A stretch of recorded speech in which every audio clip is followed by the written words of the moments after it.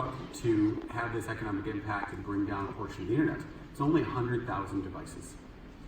Now, if you look at any vertical that you might look at with microcontrollers connected to the internet, take major appliances, like a refrigerator example, there are over 350 million major appliances sold around the world every year.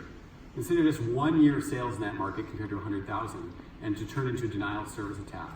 A tremendous impact economically can bring a portion of the internet to its knees. The other thing that's embarrassing about this attack is it exploited a well-known weakness. These were internet-connected cameras, and the cameras had a default password. Probably all guessed it was ROOT. You couldn't change the password, so you were stuck with it. Even worse, when the attack occurred, there was no way to remotely update these devices, which meant a manufacturer could not actually repair the damage from the mistakes that they've made. Now, I want to call something out to you here, which is that when a microcontroller is connected to the internet, it has the potential to go from being a purpose-built device, like a camera, to a general-purpose computer. That's the transformation when you run software somewhere and you open up the internet and open it to attackers and hackers. And I want to run through one more example. This is my favorite.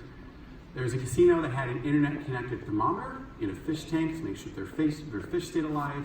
Someone found an exploit for that internet-connected thermometer, hacked into it, and then escalated an attack into the high roller database for the casino and stole it. Now you might say, why didn't this casino have segmented networks? Why didn't they have a SecOps team? Why didn't they have a higher cost industrial system to separate these devices? And I would say, well, why should they have to? If the cost of security is that every company in the world, every location in the world that deploys IoT has to deploy that level of expertise, then IoT is never going to be secure because the costs are simply going to be too high. And fundamentally, no manufacturer wants to make an insecure device. I'm going to beat this dead horse just one more time with you. Think about my refrigerator example. You come downstairs in the morning, but instead of most ice cream all over the floor, you have an email on your phone that says, hi, we're hackers, we own your fridge, send us $100 in Bitcoin, or we melt the ice cream. This is even worse. Now you're being held hostage on a device that you didn't even think should have anything to do with the internet or should be controllable by anyone but you. Even more importantly, and this is my scenario that I worry about the most, is something like an internet-connected stove where someone managed to escalate an attack and ignite the stove by turning on the gas and ignite it later. We actually cause physical harm. So this is why I think in this IoT space, security is so important.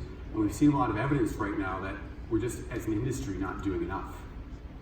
So you're going to try and keep hackers out of your device. But even if you're able to do that, if there is an attack you're not aware of, what happens when they get in?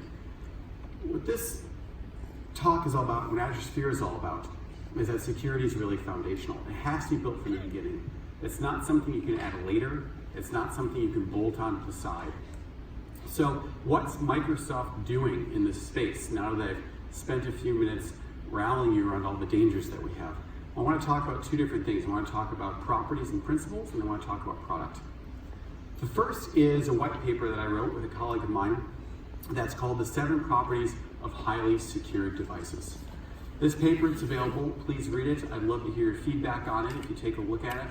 This is Microsoft putting a marker out that says these are the 7 properties that must be available on every single device that is going to be connected to the internet. To not have these 7 properties, to not have these table stakes, means that it's simply not going to be possible to even attempt to build a device that's been secured against hackers and attackers and be able to respond to those threats. I'm going to walk through just a couple of these with you just to give you a flavor of what they are. Some of these properties depend on hardware support in silicon. An example of this is a hardware root of trust.